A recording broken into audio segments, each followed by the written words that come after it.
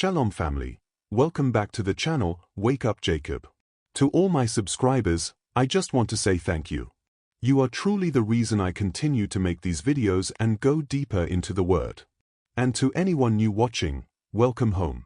I don't believe you found this channel by accident. If this is your first time here, go ahead and consider liking and subscribing for more biblical truths as we continue to seek understanding together. Now, I've done a video before on the second Exodus, but today, I want to go deeper. I want to slow it down, connect more scriptures, and also speak directly, not just to Israel, but to the nations, to those who feel called, who are watching, who are trying to understand where they fit in all of this. Because the Bible does speak about you too. So let's talk about it. When we think about the Exodus, most people immediately think about Moses, Egypt, the Red Sea.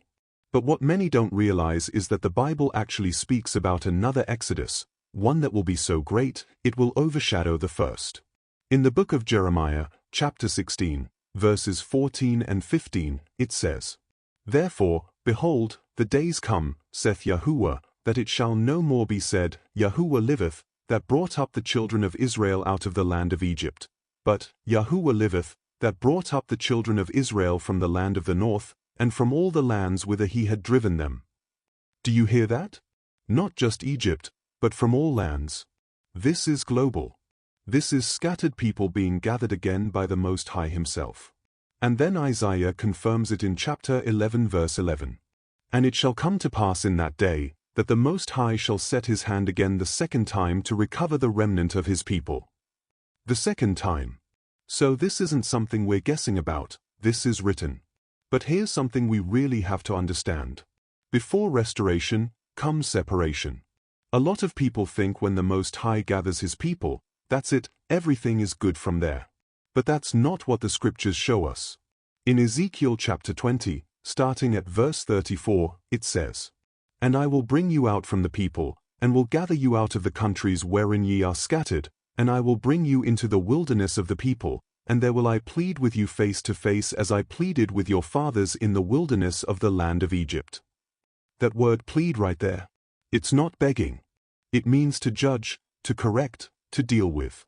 Just like he did the first time. And if we keep reading, it says, "And I will cause you to pass under the rod, and I will purge out from among you the rebels." So we have to be honest about this part. Everybody that gets gathered is not making it into the promised land. The wilderness is a place of testing. It's a place where hearts are revealed. It's a place where obedience actually matters. And this is why I have to say this clearly. It is not enough to just know who you are. It is not enough to just say you're Israel. If your heart has not changed, if you are not striving to keep the commandments of Yahuwah, the wilderness will expose that. This is serious. Now, one question that comes up a lot is, how long will this wilderness period last? And this is where we go to Revelation chapter 12, verse 6. "And the woman fled into the wilderness, where she hath a place prepared of Yahuwah, that they should feed her there 1,260 days." That's 1,260 days. Which equals about 3.5 years. So now we're seeing something very important. Not only is there a wilderness, but there is also a set time. A period where the Most High is protecting, feeding, and dealing with his people. And if we jump down to verse 14, it confirms it again in a different way. A time, times, and half a time. This is not random. This is appointed. Now I want to speak directly to the nations for a moment. Because sometimes this message can feel like, where do I fit in? And I'm going to be honest. I know this is the part where some people may feel uncomfortable. Some may even disagree. But this is why it's so important that we don't move off of feelings, we move off of the Word. The Bible tells us in 1 Thessalonians 5 verse 21, "Prove all things, hold fast that which is good." So don't take my word for it. Go to the scriptures. Search it out for yourself. Because this is not about what we feel, it's about what the Most High has already spoken. Now let's look at what is written. In Zechariah chapter 8, verse 23, it says, "In those days, 10 men, out of all languages of the nations, shall take hold of the skirt of him that is a Jew, saying, We will go with you, for we have heard that the Most High is with you." This is not talking about only 10 people. This is showing that people from all over the world are going to recognize that the Most High is truly with his people. And they're going to want to be part of that. Isaiah 14 verse 1 says it like this: "The strangers shall be joined with them, and they shall cleave to the house of Jacob." So let me make this plain. This is not about exclusion, but it is about order.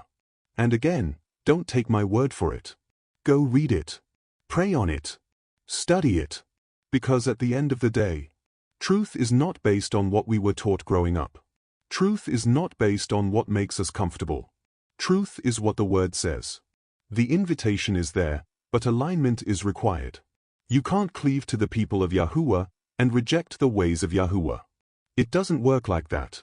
So to the nations watching, if you feel that pull, if something in you is saying this is truth, don't ignore it. Test it by the word. That is not by accident. At the end of the day, this whole message comes down to one thing: the condition of your heart.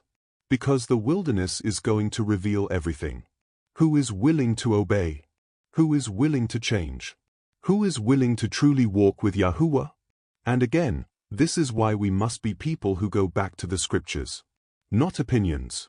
Not traditions. Not emotions. The word. Isaiah 55 verse 6 says, "Seek ye Yahuwah while he may be found, call ye upon him while he is near." There is a window, and we are living in serious times. So this is not about fear. This is about preparation. This is about transformation. This is about becoming a people that the Most High can dwell with again. Because the promise is real, but not everyone makes it to it. If this message spoke to you, go ahead and like the video and share it with someone who needs to hear this. And if you haven't already, subscribe to the channel Wake Up Jacob for more biblical truths as we continue to grow and learn together. Again, to all my subscribers, thank you. I truly appreciate you. And to the new viewers, welcome home. Until next time, family. Shalom.